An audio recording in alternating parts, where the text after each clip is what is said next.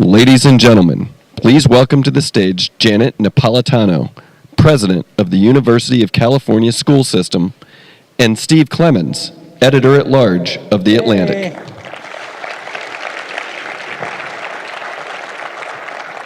Greetings, everyone. It's so great to be back and so great to see a full room yet again of people thinking about the smart energy future for the country and how to get. I don't know what to call you anymore. Governor, Madam Secretary, Madam President, National Security Diva. What do you like? Diva's a good thing. Diva, okay, Diva. Janet will work just fine. Good morning. Well, good morning. It's great to have you back in Washington again, or near Washington. Mm-hmm. You are now out in California. Yes. I guess I should first ask before we get to the big stuff. Are you having fun? I'm having a great time. I love the University of California. Daily classified briefs of all the bad stuff going on? Or do you get a daily classified brief about all the trouble at the University of California? Not in the same way, I must say. And I do get the clips and I read different things, but it's a different role, a different position, and a wonderful institution. So when we in the next few days here, this crowd, and I hope you get a chance to meet some of the people here, these are academics, they are innovators, they are financiers, they're from small firms, they're from big firms, some are policy practitioners, and I think that if I can define what ARPA-E and this particular summit tries to do each year, it tries to think about what a smart ecosystem for making the smart energy choices in the future. And I'm interested in how you see the University of California system fitting into that. What role do you play in that energy strategic leap that we're all thinking about here? You know, I think where the university sits ideally as a public research university is a great generator of ideas and basic research that can lead over time into solving some of the grand challenges that we have in the energy space. So be it alternative energy, be it questions, say, for example, of energy storage, all those sorts of things. At a certain point, somebody's got to have an idea and be able to work it through in a laboratory setting. And then the challenge for the ecosystem is when an idea shows promise, how it gets into the market, how it actually ultimately gets utilized. And one thing I've recognized, Steve, is that in this country, we have outsourced so much of the basic research to the nation's universities. Why? Because basic research is of such a nature that there's a high degree of failure. It's hard to book a return on investment, put a hard number on things. And so the private sector in energy specifically doesn't do as much as one would think, certainly doesn't do as much as, say, the pharmaceutical industry does. And a lot of that research now has to be done in the universities. Well, let's drill in that point. I mean, what you're talking about, that's a role that groups like Bell Labs and whatnot used to play. You know, basic research was key. The federal government in the Department of Defense was a big funder of basic research. Why do you think, despite high degrees of failure, but also high degrees of immense success, there isn't more clamor for that role? You know, one reason might be, and I'm sure people in the audience have their own ideas, but we have an existing energy infrastructure.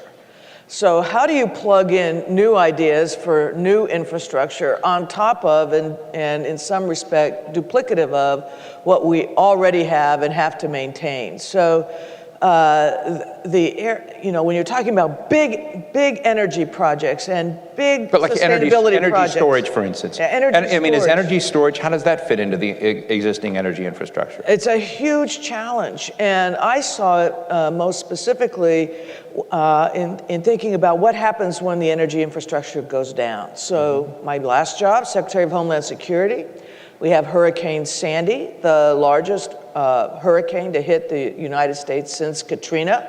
The eye of the hurricane comes right into New York Harbor. It takes out electricity for New York, for New Jersey, for a number of other states. And what we saw there was when the total energy infrastructure fails, all the cascading impacts that occur. And it took days and in some cases weeks to get that back.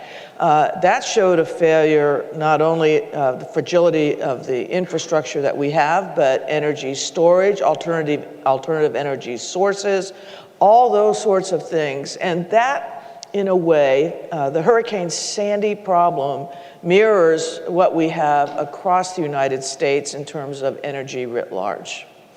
When you describe that cataclysm of what happened with Sandy and came in and you had such a big breakdown in the facility, one of the things I've always wondered about, I mean, one side is the innovation and getting a new idea on the table. A lot of these folks have great ideas, then they have to scale them, they have to find the right kind of investment and come in. And that's before perhaps they've even gotten into the issue of energy regulation. And you've got, as far as I can tell, 50, maybe 50 more, 51 if you take DC, that each regulatory environment, each set of utilities is very much built around a state system as opposed to a national system. Do you think that needs to be changed?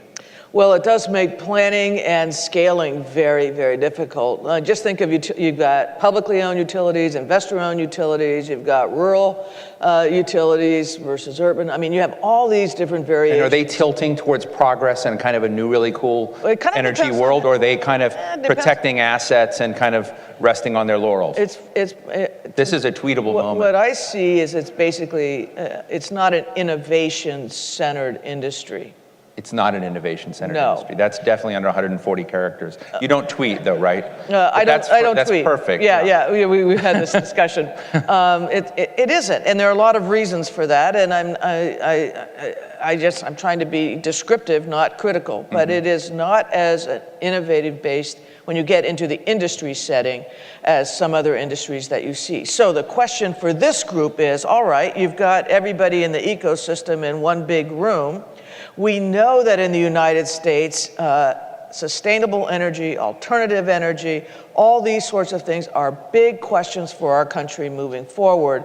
What should the ecosystem look like? What's the role of the university in that ecosystem?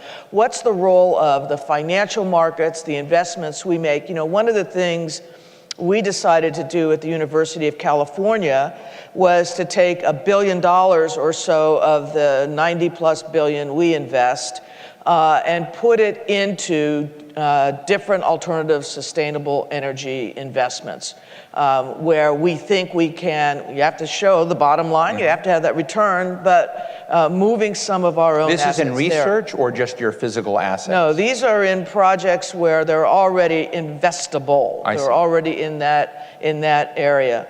But I where think did the other 89 billion go? Say again, please? You have 90 billion, you put $1 billion into this. Where did the other 89 billion go? Well, all kinds of things. I mean, it's a mix, but and we're investing for our pension. We're investing for a lot of different things.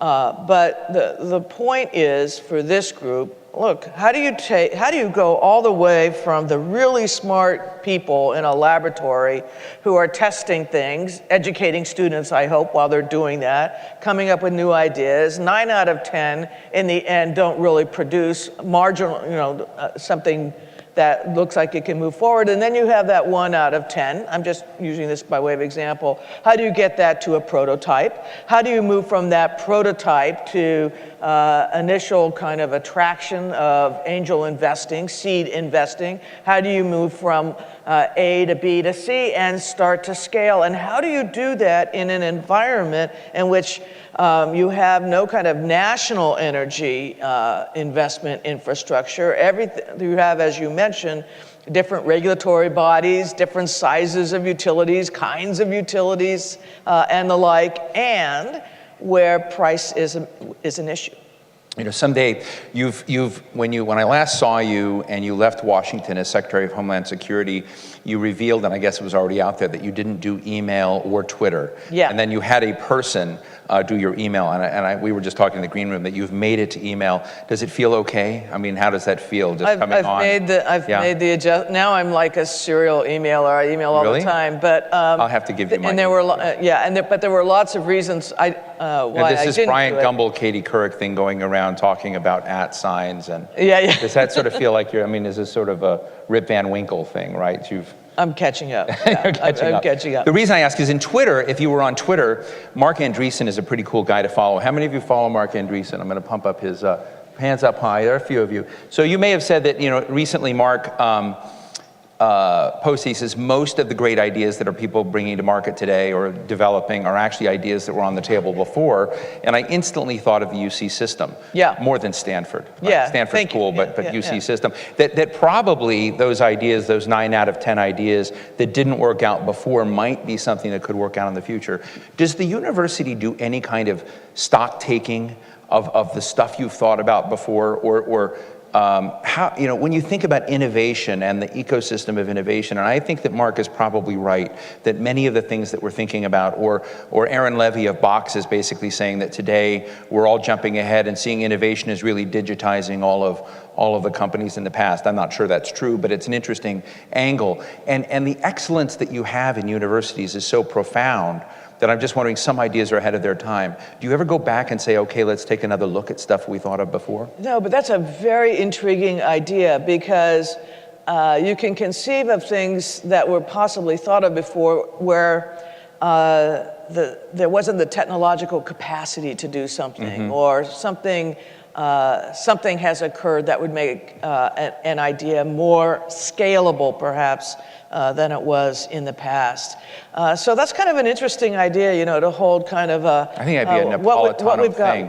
What we've left on the shelf. Right. And also ideas we have that can't get funded at the research level. So you look at the ARPA-E budget, and the president has asked for an increase this year, but it's still relatively small compared to the amount of R&D that goes on in other venues. Where does the funding for research occur, and where do we as a country commit ourselves to having that kind of idea generation capacity? Now, how many campuses do you have now? We have 10. You have 10 campuses. How many people work for you? About 190,000. 190,000 people. That's an awful lot of firepower that you've got. Which campus is the most innovative? So we were just talking about Davis, UC Davis. I love the chancellor at UC Davis. She's great, and Linda Katehi, and How does she compare to the others?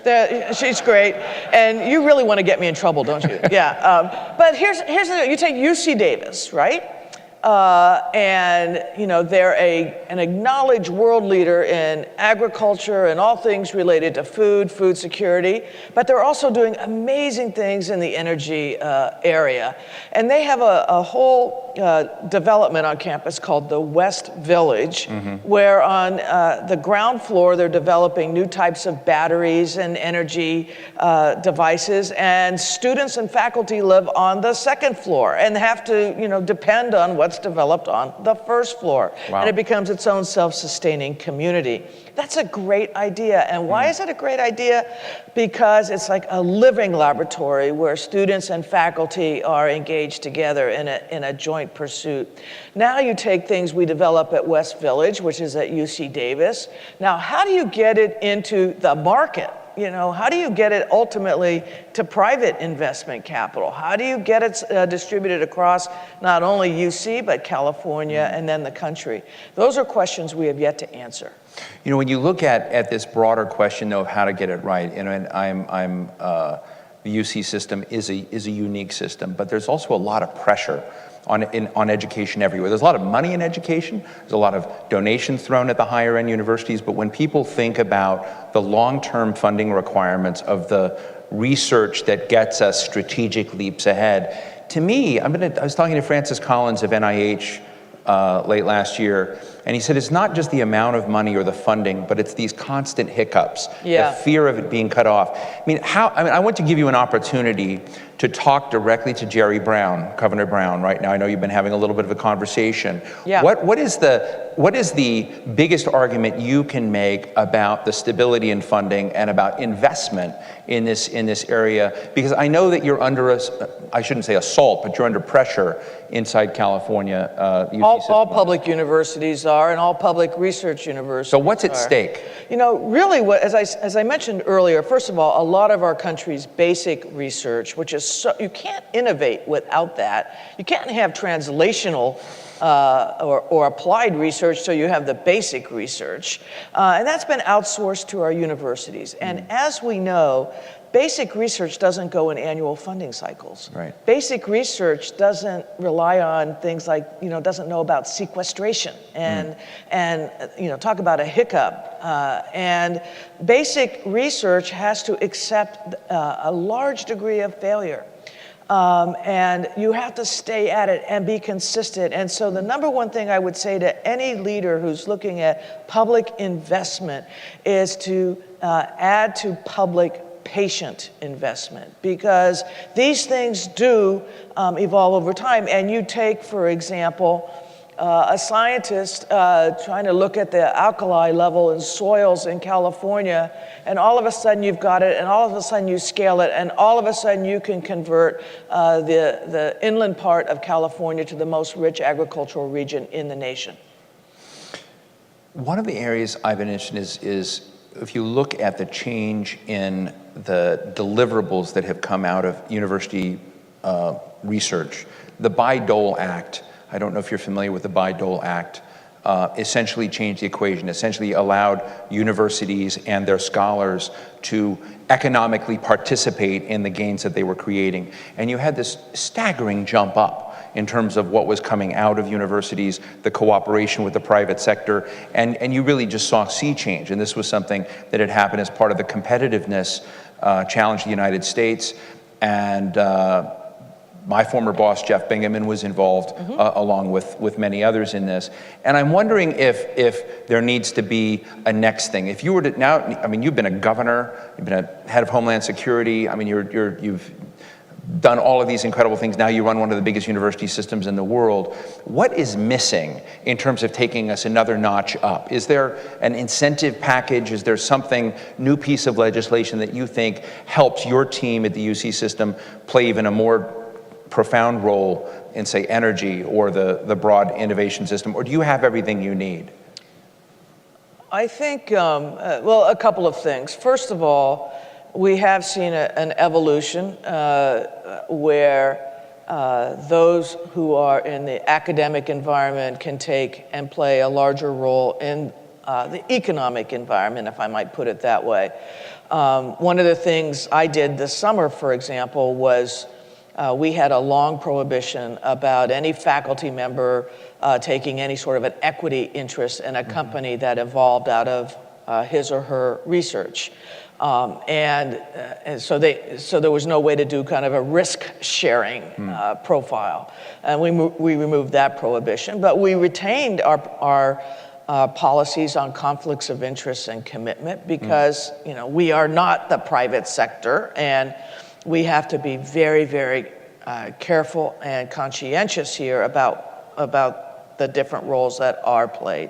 If you're asking me what is missing, I would put the question, what do we have too much of? Okay. What do we have too much of? We have too much, how do I say this? The grant environment is too atomized.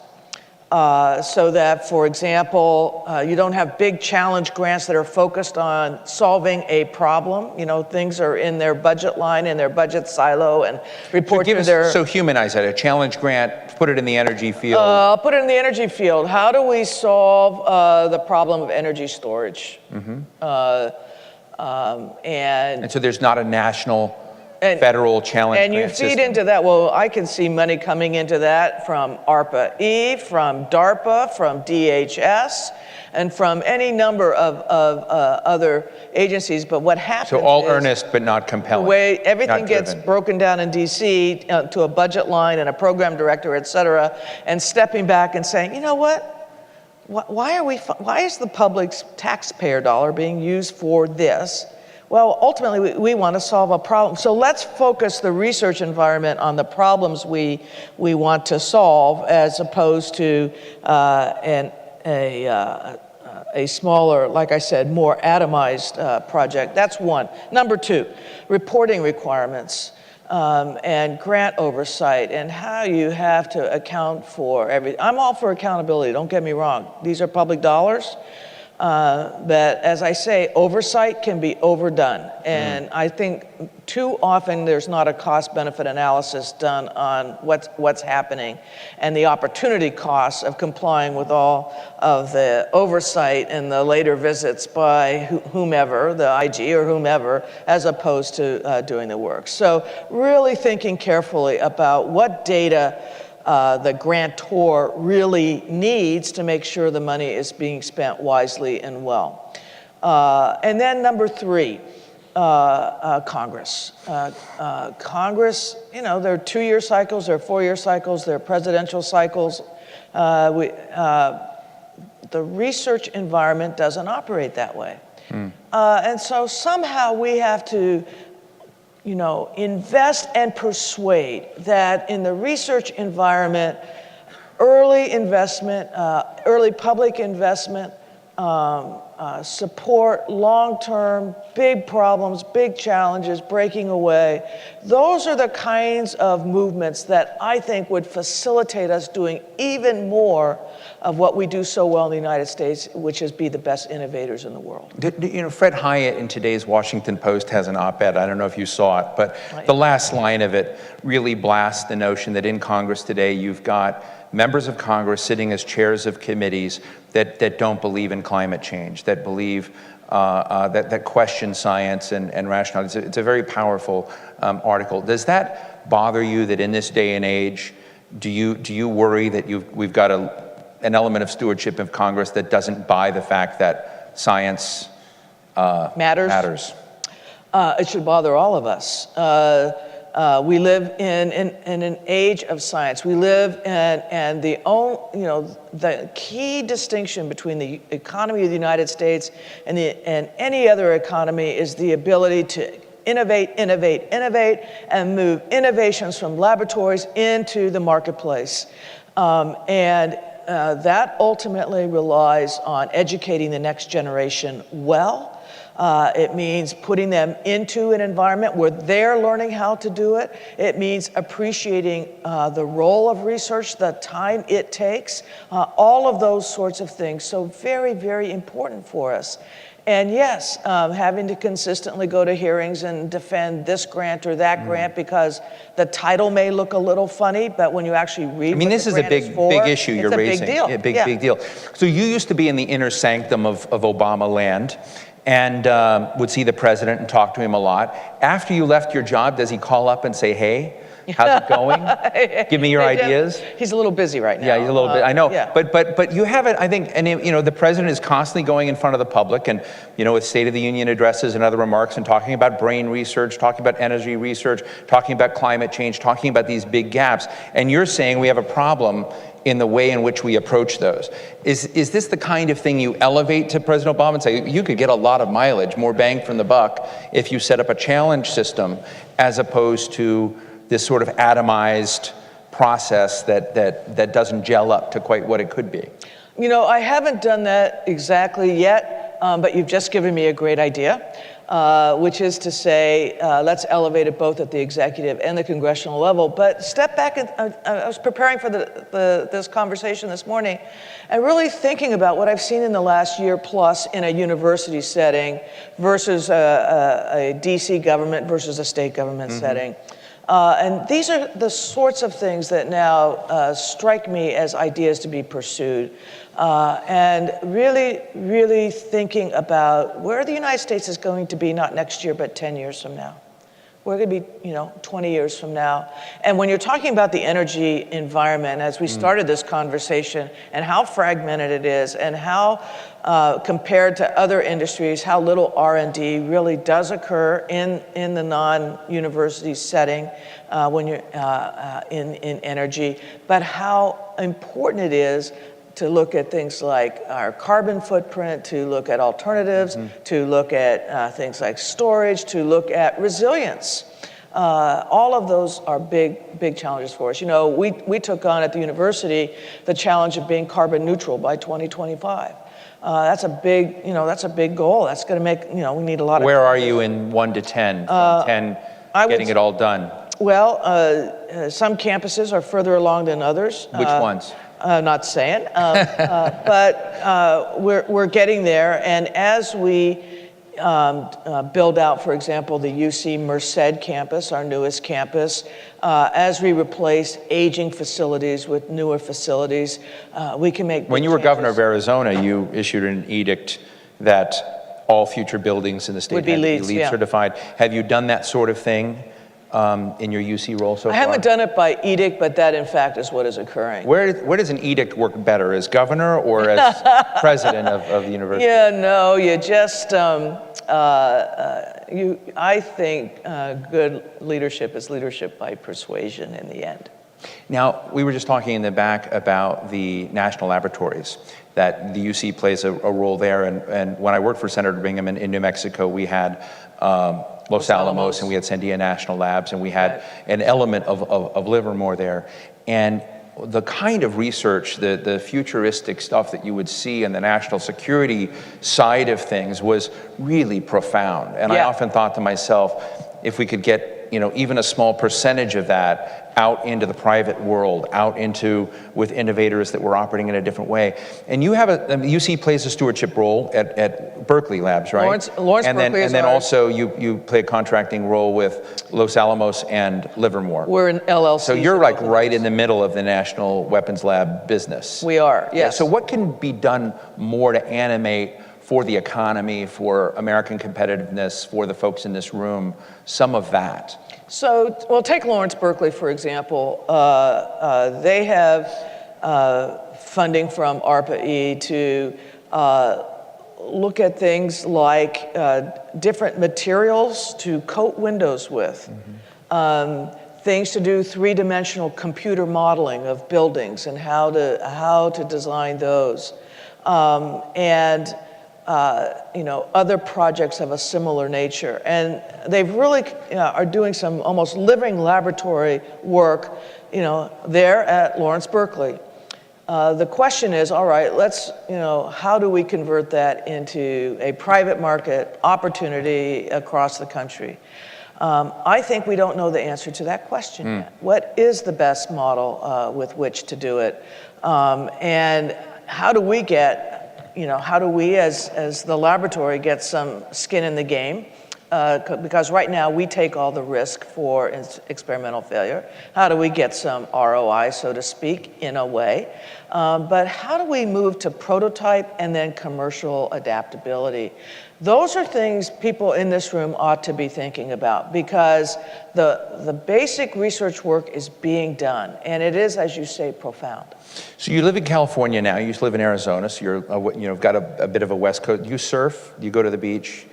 Yeah, in my spare time. Yeah. So one of the really interesting tensions I find between innovators on the West Coast and policymakers in the East Coast, or in Washington, D.C. in particular, is a huge gap in what they think is possible. That if you spend time with West Coast innovators, the last, I think, salon dinner I went to with a bunch of CTOs of high-tech firms was thinking about the end of death. I mean, that would really destabilize Washington, right? If people live forever, they couldn't sort of think about those things. But how is the bridge for you between the DC policy world, in which you were, such a great diva, so involved? Have you had to kind of change it all? And we're getting near the end of this, but I'm really interested in the sort of social change, the thinking change, when you're dealing with people that really think so out of the box from the perspective of an East Coaster versus what California and the West Coast and the universities are doing